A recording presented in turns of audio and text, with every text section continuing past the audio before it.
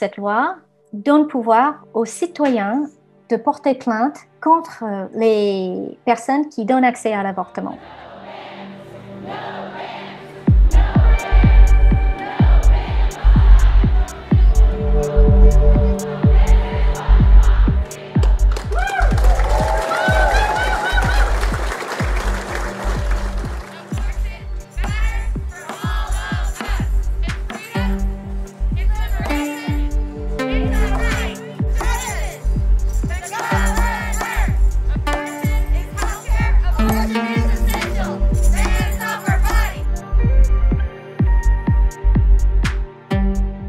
Il y a deux parties dans cette loi. La première partie définit une limite à l'accès à l'avortement. À partir du 7e semaine, une femme ne peut plus avoir un avortement. La deuxième partie de cette loi donne pouvoir aux citoyens de porter plainte contre les personnes qui donnent accès à l'avortement. Ce n'est pas l'État qui peut faire un procès contre les institutions, les cliniques ou les hôpitaux, c'est les individus.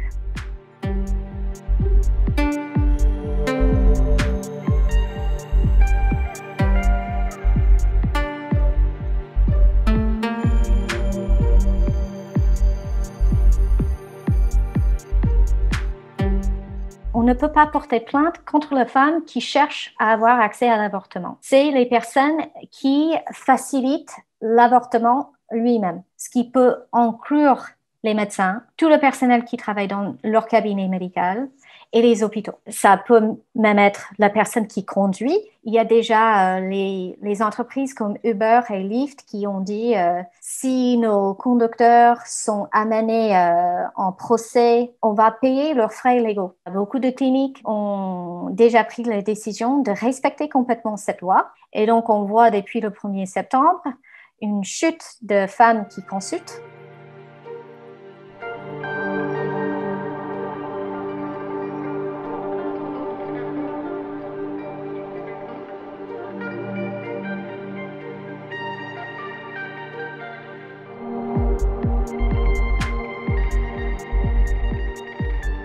L'arrêt de Roe v. Wade et les arrêts qui ont suivi stipulent que c'est l'État qui ne peut pas imposer un obstacle trop important. Et depuis ce moment, les États plutôt conservateurs ont passé les lois pour voir qu'est-ce que c'était exactement un obstacle trop important. On a découvert depuis que les obstacles pas trop importants incluent une période d'attente de 72 heures. Ça peut inclure aussi une consultation médicale où le personnel essaie de convaincre la femme de ne pas avorter. La femme est forcée à regarder le fœtus, d'écouter le battement de cœur et ils incluent souvent les permissions parentales pour les mineurs. Donc déjà, avoir accès à l'avortement, ce n'est pas si facile que ça. Surtout quand on habite dans un grand État comme l'État de Texas. Il faut voyager 200 miles, 300 miles pour avoir une consultation médicale.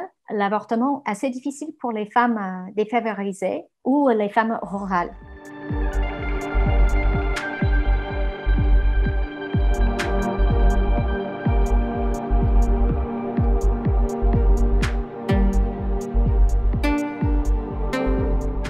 La Cour suprême a déjà dit que pour sa session prochaine, qui commence le mois prochain, ils vont écouter un dossier de la part du Mississippi qui a interdit l'avortement à partir du 15e semaine de grossesse. Ça peut être le moment où la Cour suprême abroge le droit à l'avortement. Ce n'est pas à dire que ça devient illégal, mais la décision retourne aux États. Et donc, l'État de Texas est dans ce mouvement d'essayer d'abroger la loi fédérale pour rendre les décisions dans les États. Et si ça devient le cas, on est quasiment certain qu'il y a 22 États qui vont immédiatement passer les lois qui interdisent complètement l'accès à l'avortement.